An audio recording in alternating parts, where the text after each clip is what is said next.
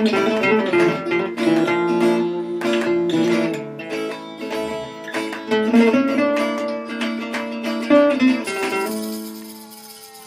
and welcome to the Talk Football podcast. My name's Tommy Hay and I'm joined here in Madrid by the editor of Get Spanish Football News Online, Kieran Quayle. How are you doing, Kieran? Great, Tommy. How are you keeping yourself? Not bad. Very, very hot. It's been mid to high 30s here in Madrid, and today's one of these days where it's hot but it's overcast. So it's kind of like lying underneath the covers a little bit, but it is what it is. It's I think it might rain actually just later on, so which would be welcome. I think because it's been pretty toasty. What's the weather like over in Ireland? Quite great today here now, about half the temperature of Madrid, and happy enough in that, to be honest. I don't mind the 17 degrees or 18 degrees. Nah, it's not bad.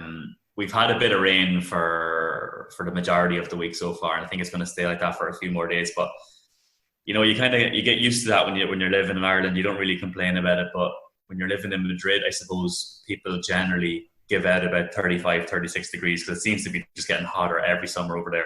Yeah, and it's going to go up as well, over the next few days as well. So I was thinking this the other day in terms of football, that these water breaks that you get in the 30th minute and in the 75th minute, they're now, you can justify them because it is hot enough. We had a bit of a cold spell just in the opening two days of La Liga.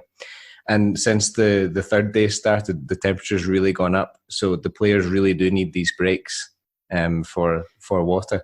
I'm going to say, what do you think of these water breaks? Because I think managers are using them to give improvised team talks and stuff like that. And some people aren't particularly happy about that. Do you have any strong opinion on the water breaks? I think from a fan's perspective, it's a little bit annoying, but coaches and players are definitely delighted with it because it gives maybe an extra 3 or 4 minutes to the manager across the full 90 minutes to get some instruction out. Especially imagine you're being dominated by a team and then the 75th minute comes and it can't come quick enough, and then you can maybe change it up and go to a 5 at the back or whatever. So I think it's good, and a lot of commentators have been kind of laughing at it because it's just been stop-start for them as well. It's like, oh, here we go, it's the water break now. And last week in the Basque Country up in Anoeta where Sociedad played, they were saying, it's only 18 degrees here. Like, there shouldn't really be a water break, but the players are delighted with it. And even though it's only 18 degrees, you are playing over 90 minutes. So it's a welcome move, I suppose, from sports science perspective. And a lot of these new kind of rules that we've seen implemented will probably stay. I think a lot of them will stay going forward, despite maybe an improvement in the whole COVID situation. We might see them more regularly in football. Do you think we'll have water breaks in the future, or do you mean other things? I wouldn't be surprised in Spain, yeah. And then maybe the 5 sub rule as well, that could stay around. Mm-hmm. I quite like the 5 subs. I think it's good. I think it's good. It's quite interesting because you can literally change your whole style for the second half of 30 minutes to go. You could bring on 5 new players fresh and just go for it all together. So it definitely gives teams an advantage. And obviously now, when you've got back-to-back games on in La Liga, you're playing 3 times a week. It's very good for rotation and for the older players to stay fit and fresh. Yeah, absolutely. Okay, well, let's get right into we've got a lot to talk about today, so we'll get right into the fixtures. Last night, Barcelona versus Bilbao. What did you make of this game? Barca now are still, they're the only team that haven't conceded any goals since the restart. You think they'd be happy with that, but maybe they weren't particularly satisfied with the performance. Would that be fair to say? Yeah, 5 clean sheets in a row for Ter Stegen now. So I think at the back they look pretty solid. I thought Semedo was good, and they've been quite solid, which is normally, when you're top of the table, it's normally the foundation that you want to build on. But they don't look as convincing as Real Madrid. Madrid are looking like more of a threat going forward, and I don't think Setien really knows what his front three should be. Obviously, Messi has to be in there, but he's been alternating between Suarez and Braithwaite, Ansu Fati, Griezmann. So none of them are really taking games by the scruff of the neck, and it had to be an even Rakitic goal last night that gave them the 3 points. So they're top of the table. They'll be delighted with that. But with a few games to go, it's kind of getting squeaky bum time for Barca fans because they're not battering teams. Obviously, Athletic Club wouldn't be one of the weaker teams in the league. They're quite strong. I thought they started really well. They had a few chances. It was a bit like the Leganés game last week. You could see them missing their chances, and you're thinking, okay, here we go again. Barcelona going to take over now, dominate for a large majority of the game, and eventually score. And that's what happened. But they don't look that good. It's a little bit misjointed, and Messi continues to fail to pass to Griezmann, and Griezmann, just as much as he's tracking back and trying his best, he's just not getting into games. I thought Suarez he went missing for most of the game as well. So, the usual, Messi steps up and scores. That's what happened. Well, sorry, He didn't score, but he was involved. Basically makes the goal. Yeah, I mean, it was a kind of it was a sort of improvised pass. He was trying to turn the defender, but Rakitic, who we've, not us personally, but it has been pointed out that Rakitic and Messi maybe don't have the chemistry that you would like to see them having. But Rakitic, to his credit there, he knows exactly what Messi is going to do. He anticipates the movement, and that's why he scores. Could you tell us a little bit about what's happening with Artur? They're saying that in Italy with Gianluca Di Marzio, he's saying that it could be concluded between everybody, between the two players and the two clubs, on the 30th of June. So I think he's a good player, Artur. And Pjanic would probably fit the Barca system a little bit more, but they've got such an age in midfield there. They've got like Rakitic, Busquets, Arturo Vidal, all these boys in their 30s. And Artur's one of the younger players in the team. I think he's got a big future ahead of him. So I think Barcelona fans will be disappointed if this goes true. But Pjanic is a quality player as well, and like he's won so many Serie A titles, and he's been kind of pivotal to Juventus' success over the last decade. So I think he's a very good player, but I'm not sure if it's a good deal for Barca. Nah, you wonder how many years you're going to get out of him as well. If he's 30, how long is he going to be at the top of his game? This is it. In order to play for them, at least with Artur, he's not the finished article kind of thing. He's obviously got. He likes to go out and enjoy himself. He's 23 years old. He's going to have that, but he's got so much talent there and so much time to kind of perfect himself and grow as a professional. You do wonder if that's the right decision to let somebody like that go. But again, it's you see that now Barca are moving further and further away from from their traditional model, or at least the traditional model of the last 15 or so years, and putting their faith in young talent. I was really glad to see Riqui Puig getting a game yesterday, because I think he'll now be on quite a few people's radar.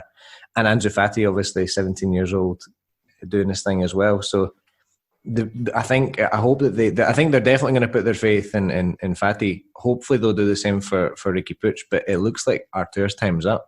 Although he doesn't particularly want to go, I think, is this idea. I don't think he's particularly keen on going to Italy, but Barca's obsession with these swap deals, and I think if they want Pjanic, they're going to really force the issue to try and get Artur at the club. Yeah, because Barca can't afford these players outright. They don't have the economic strength there. But coming back to Puig, he looks like a really good player. I think Setien's a big fan of him as well. Like he was at Barca B, so it's nice that they're bringing him through. He looks quite lively. He's very fast, and definitely one for the future there. I think Barca fans, on the other hand, will be delighted to see him come through. But I think if Artur departs, it's pretty bad news. But I think Pjanic will be good as well as that. But I just think the fact that Artur's only been at the club a couple of seasons, and the fact that he might be heading off already, it's not ideal in the middle of title running. Mm-hmm. Yeah, not ideal at all. We'll see what happens with that. Right, let's go on to the battle for fourth. Atletico also played last night away to Levante. They won 1-0. Llorente, again, at the heart of things to make the goal. It was an own goal in the end, but he made it by squaring it and creating the chance. I think Atletico fully deserved this yesterday. I don't think Levante even looked close to winning the game. And it's been some start to the kind of new season for them, since they've come back. I think Atletico have been great in pretty much every game that they've played. Yeah, they're 10 points from 12 now since the restart, so it's been a really good return for them. Like on the 11th of June, when football returned, they were 6th and they were a point outside the top 4. And now, yesterday on the 23rd of June, they're 3rd and they're 6 points inside the top 4. So they look like a cert now to get a Champions League spot, and they've really hit the ground running. And I'm glad that's happened, because I think if it was a case of maybe they had only 4 or 5 points from from the last 4 games, they'd be really struggling in there, and then you wouldn't get the form. It's almost too late then to kick on match day 33 or 34 with just a few games left. So they've really done it the right way. I know every team's going to be thinking the same. We need to hit the ground running, but Atletico have done that, and they look like the form team, and they're definitely more free-flowing and enjoyable to watch. Before the break, they were pretty poor. I went to the Wanda quite regularly, and they were very, very hard to watch, and it just wasn't happening for them up top. There was no creativity in the middle, and obviously they're always solid at the back. They probably have the best keeper in the world in Gano Black, and they're always quite solid with Jimenez and Savage and Lodi and Trippier, like quite defensive, and Felipe in there as well. So that's always kind of a given under Simeone. But going forward, they were lacking a spark, and then they went to Anfield, scored 3 goals, and they had that unbelievable display against Liverpool at the Wanda as well. They didn't give Liverpool a minute, so they're able to play both ways. Really compact and get in your face, but then also go and nick 3 goals at Anfield. So I think that gave them a massive confidence booster, and that would have been in the back of their minds when they returned to action on the 11th of June. So definitely strong performances. I think Levante are a good team to watch, so that would have been a tough fixture yesterday, and there was a little bit of added pressure on Simeone because he's got 193 wins for the club. So yesterday he was 1 away from Luis Aragones's record of 194. So he went into that game yesterday and he got the win and equaled Aragones's record. So I think he'll obviously go on there to beat that, and he might never be caught again. Himself and Aragones would be the 2 most decorated coaches in the history of Atletico. Aragones spent 15 seasons there, and Simeone is halfway through his 8th season. So big win for him, and they're now 3rd, which is I feel that's where they belong in the table. That's where they've been over the last numerous years, and they've got a very good squad, and it's kind of coming now. It's coming to fruition with the results that they're getting. Do you think Felix and Llorente are the key to this sort of attacking revolution that they've had? Because they were seriously, as you said, I watched a good few games with Atletico at the beginning of last season, and they were woeful. They were one of the worst teams to watch in the league in terms of going forward. Low scoring games, didn't look like they were creating everything. The forwards that they did have, they looked like they were labouring. Morata had a lot of games where it was just a really hard shift for him, and he just wasn't really getting anything. Also, Koke being out as well didn't help, lacking creativity up front. But then Llorente seemed to come from nowhere after being out for most of the season, and Felix looks like he's coming on a game. How big do you think those 2 players are to what's happening at Atletico? Yeah, massive, because Morata is a good striker, but he's never going to score 20 goals for you, and neither is Costa. So I think they needed that spark from midfield, and they hadn't really got it before. Earlier on, like Thomas and Saul would be a bit more rigid. They wouldn't be roaming forward as much. So Koke and João Felix are kind of that outlet, and now Llorente in his newfound attacking midfield position has been a revelation. So I think the fact that they've been able to spot that in him, because he joined from Real Madrid as a defensive midfielder, and there was talk of him going in and playing in a pivot role alongside Rodri, who's gone on to play for Man City. So he's gone from being signed as a defensive midfielder to being turned into this creative midfielder. And his turn yesterday for the goal was sublime. It was such a nice turn to create the goal. And I think he's obviously full of confidence now. Like, ever since the game against Liverpool, he even called his dog Anfield. That's how big of a night that game's become for him. And he said in a recent interview that he's watched the game back 4 times. He just sits at home watching himself score crackers against Liverpool at Anfield. So I suppose he's filled himself full of confidence in that way, and that's obviously had a positive effect on his performances. Yep. Well, good times for Atletico. Okay. The moment has arrived to get onto the controversy, Kieran. Real Sociedad versus Real Madrid on Sunday night. Now, this is... Where do you begin with this? Right, 2-1. The big controversy here is three decisions that basically all go Real Madrid's way. First one's a penalty on Vinicius, which is soft, you'd have to say. Second one, Januzaj's goal, chopped off for offside. kind of controversial again. Third one, apparent handball by Benzema, and Real Madrid get all three decisions. The backdrop to this is obviously Gerard Piqué saying in a post-match interview following their midweek draw that it was going to be very difficult to. It was after the Sevilla game, that he said it.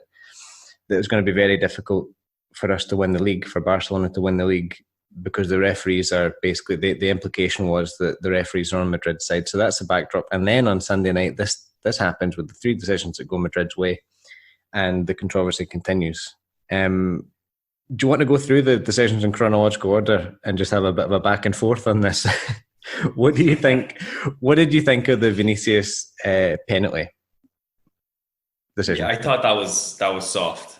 Mm-hmm. But we've seen them being given like minimal contact, and we've seen them being given before. And I think, like there was a lot of kind of doubt around Vinicius starting because they left Hazard out, and he's come into the team and won the penalty, and that'll be seen as positive play from Zidane, taking on the defender down the byline and winning the penalty. So Madrid will be like, yeah, that's a penalty all day long, and a lot of players would claim it, but it looked very, very soft, and I thought it was a bit harsh.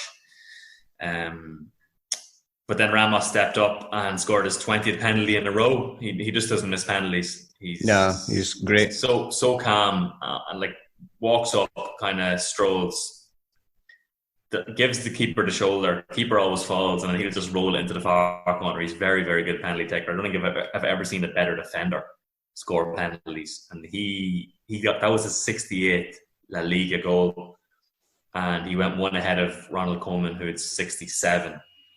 But there's a bit of a caveat in this, because Fernando Hierro has scored 105 La Liga goals.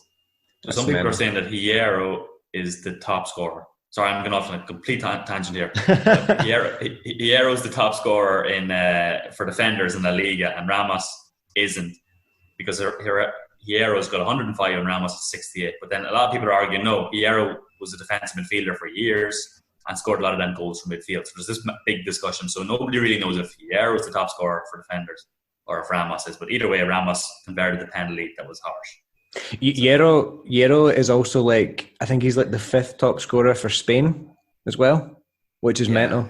Yeah, it's like, off the top of my head, Villa, Torres, I think, is up there. Then it's David Silva, I think, and then I think there's one other person, and then it's Raul's up there as well. Yeah, Raul, that's the other one. Yeah, Raul as well. Yeah. Is up there, and then I think it's not number 5 is Hierro. So he scored more goals than like Di Stefano and all that. It's absolutely crazy. Right, next controversial decision. Right, the offside for Yanez's goal. Now, I thought of the 3, this was the one that perhaps you could argue that the referee was possibly correct, because the Sociedad player is clearly offside. He is offside. The question is, does he restrict Courtois' vision? I would say no, that he doesn't restrict Courtois' vision, and I don't think Courtois get any hope of stopping that, because it's an absolute rocket from Yanez's edge of the box. The Sociedad player is offside, that's true, but I don't think he's blocking his vision. Again, how would you see that one? I agree on that, because how is he able to dive if he couldn't see it, and he dived really quickly at the shot? Yep. So you can clearly see it coming. Yep. And he didn't complain either. He wasn't calling for the offside. No, I think that should have stood. Okay. Yeah. Okay. And the third one, handball. Benzema handball. I've looked at it about 25 times. I put a picture up on Twitter, and everybody's like handball, but they're probably all Barcelona fans. And me. but that actual picture that I put up, that's his shoulder. So I don't know, because there's like different angles, different milliseconds involved in this, and lots of photographers. Well, not lots because of the restrictions to photographers in stadiums, but lots of different angles. But I still don't know. I think I'm going to say chest. Despite the fact that, Kieran, I sent you a photo where he clearly touches it with his hand. You can see it, like, well, not his hand, sorry, his arm. It's the top of his arm. It's not his shoulder. You can see that one. The top of your arm's connected to your shoulder. I'm gonna give him the benefit. It's the arm. It's the arm. It's weird. Like all the pundits were saying, "Well, it doesn't touch his hand." It's like, well, yeah, we're not talking about his hand, are we? We're talking about his arm. Yeah, if it's arm, handball, yeah. Exactly. For me, the only angle that matters is the one where you can clearly see that it touches his arm. I've got no doubt if there were cameras when Maradona did the hand of God against England, there were probably angles in that stadium where it would look like he headed it. For example, if the ref had been wearing a GoPro, it probably would have looked like he'd headed the ball, but he didn't. He handballed it. I love how he rolled up his sleeves and was like, "It hit me here." Like, obviously, you're going to say that. Yeah, I know. But I mean, I'm going to say shoulder. I'll say shoulder. Where does this tie into the controversy? Is it just bad luck? Is it just coincidence that Madrid get these? Do Barca not get them? Is Ricky Puig now right to come out and say what he said after the game yesterday, which basically echoed Piqué's comments, and says that again he doesn't outwardly say it, but he said there are lots of games that depend on referees' decisions. They're continuing down this line. Is there any substance to it? Are referees in favour of Madrid? Are they in favour of the big teams? Is it just coincidence? I mean, what do you think? Like, teams get decisions for and against them every week. I think because Madrid are in the limelight all the time. Mm-hmm. People are constantly looking at the refs' decisions. They're constantly watching Madrid games. Everything's highlighted. Every movement is highlighted. And I don't know, like, we're aware of corruption in Spain and in politics and in football, and you hear of the Malatin and lots of different corruption cases. So it's normal to think that way. But is the ref actually going out? And because there's always this hype around referees being Real Madrid fans, he's definitely not going out to do that because he wants to look like he's not impartial as possible. So he's going to try to be. He's definitely going to, like, I don't know, in this day and age, you'd like to hope that the Liga would only hire referees who are impartial, not massive Real Madrid fans, and good at their jobs. I don't think they're going to have to do it. These are very hard decisions to make in a split second, even with the help of VAR. And I think, like, the refs are trying to keep their own role in the game. That they're going to want to be, a lot of them like to be the talking point, and they don't want VAR coming in and taking their job off them. So I think a lot of them will be hoping to give decisions from their own perspective, from their own opinion, without having to go to VAR, and kind of keep their role relevant in the game. And they're going to be making calls which are very, very difficult to make in the split second. Very, very difficult. Yeah. Oh, nobody's saying they've not got a difficult job, but no, I mean, it's you can understand the rage of some fans, particularly Sociedad fans. We're talking about Barcelona, and they weren't even playing. Sociedad were, that was their game to lose. They're chasing a fourth position in Champions League spot. They're not at the best of starts, and I think they'll feel really hard done by after that. And I think we forget about them a little bit because we're guilty of it as well. We're talking about Barcelona and we're comparing it to Barcelona. But, Sociedad have lost a game there and they'll probably be feeling really hard done by. Emmanuel Alguacil was very calm when he came out after the game, and basically he didn't have a go at the referee at all, which I think takes a lot of composure to be able to do that. And yeah, like, definitely a lot of respect for him. I like managers that do that don't blame the refs and focus on their own team. I think it takes a lot to do that, especially given how frustrating these first couple of games must have been for them, because they've kind of collapsed. They've taken 2 points from a possible 9, and they really, this is squeaky bum time for them. If they're going to get the Champions League spot, they've got to start now to win games. So, but yeah, it's. But I mean, that's actually, if we go back to the battle for fourth, lots of teams are, with the exception of Sevilla and Atlético, the other teams that are chasing fourth are kind of they're not doing it. Getafe as well, they dropped points against Valladolid. There's more points dropped against a team that they really shouldn't be dropping points against. So if you're a Sevilla fan or an Atlético fan, you're going to be feeling more confident about finishing fourth.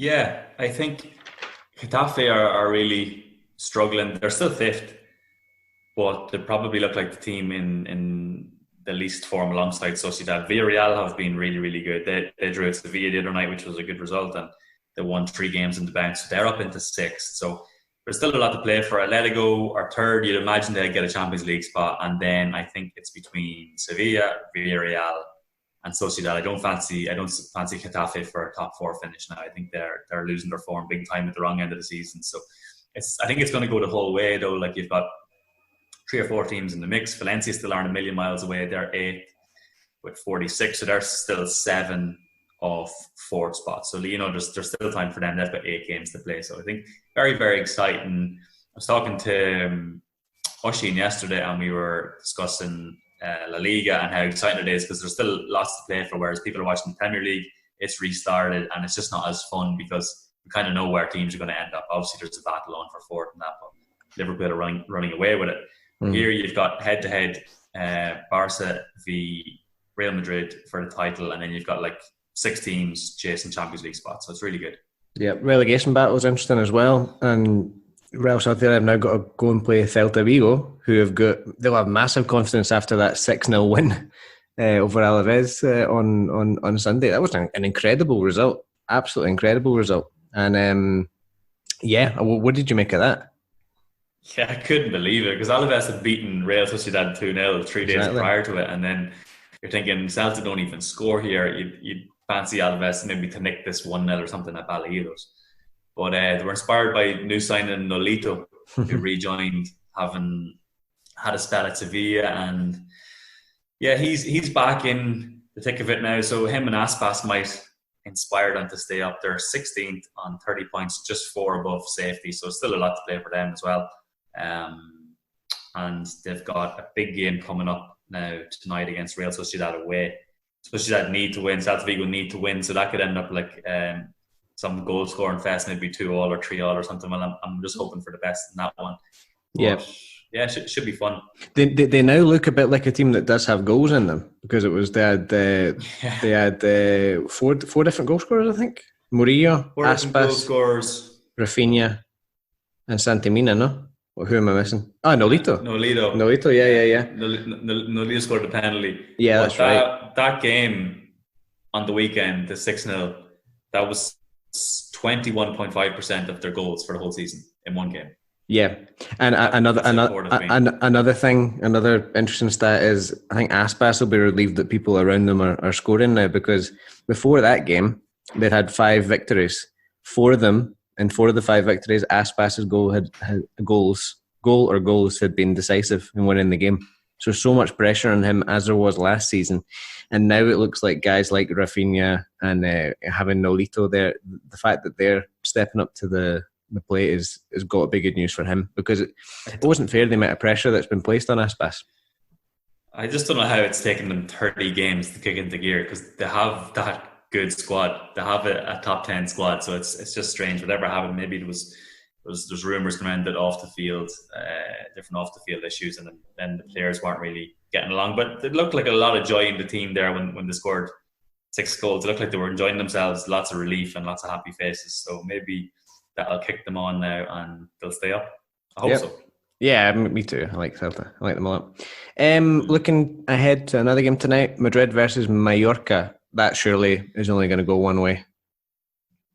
Yeah, return of Kubo. So all eyes on Kubo. There was a nice image of him on the front of the Diario As's newspaper today, and he'll be back with not too much pressure on his shoulders. I think it'll be pressure created by the media, because Madrid know he's a quality player. He's out on loan at Mallorca, getting vital experience, and he's shown how good he is. He had some good performances this season, in particular there recently against Barcelona, and he'll be back. So you'd fancy Madrid to win that. They're 3 points off Barca. If they win that, they'll go joint level on 68 points, but they'll be obviously ahead with the head-to-head advantage. So they've got 4 points from the 2 Clásico matches, which means that they've literally got an extra point then, because they'll have that advantage. But Mallorca are in the bottom 3, and at the end of the season, it's never easy beating these teams who are struggling in the bottom. So I can't see Madrid hammering them, but you'd fancy them to win.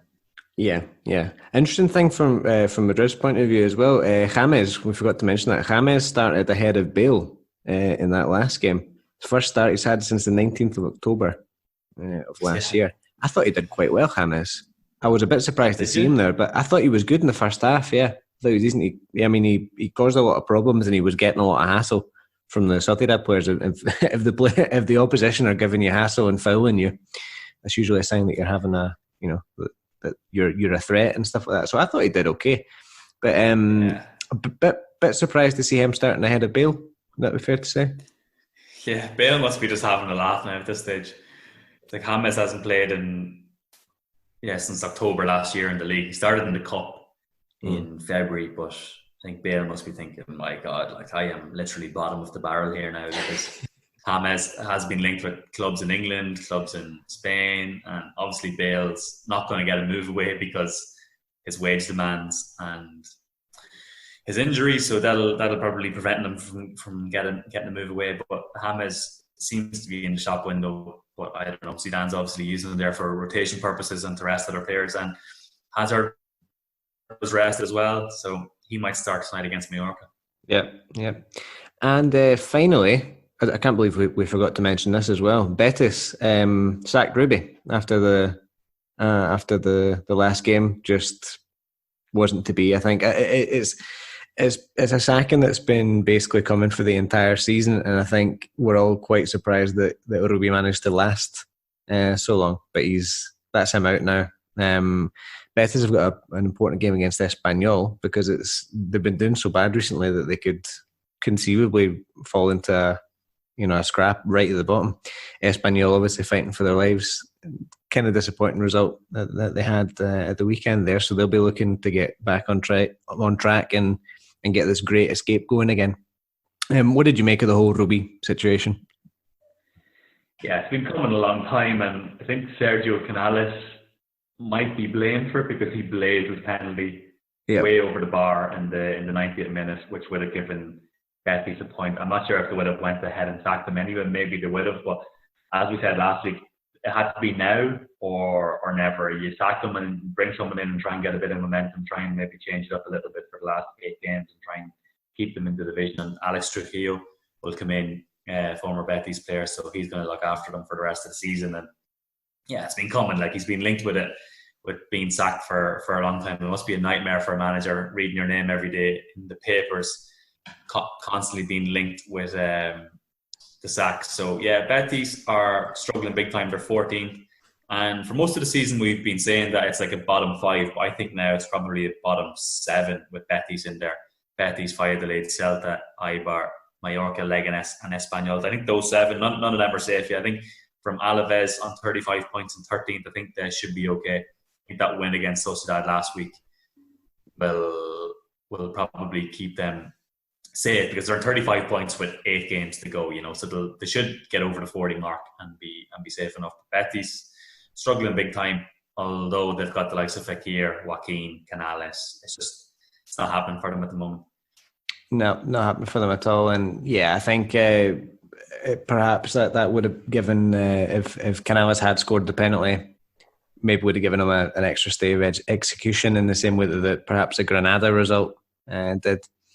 Drawn 2-2 away there, but I mean it's been a long time coming, and I think in any case we were saying last week that possibly he would have been sacked in the summer, or maybe left by mutual consent kind of thing. But it just wasn't to be for them this season. They had a bit of a bright spark at the beginning of the year. You felt that they were going to kick on after they beat Bilbao, for example. Joaquin scored his hat-trick and all that. But really, they've been pretty poor, more or less, since a few weeks after that. So yeah, wasn't to be for them.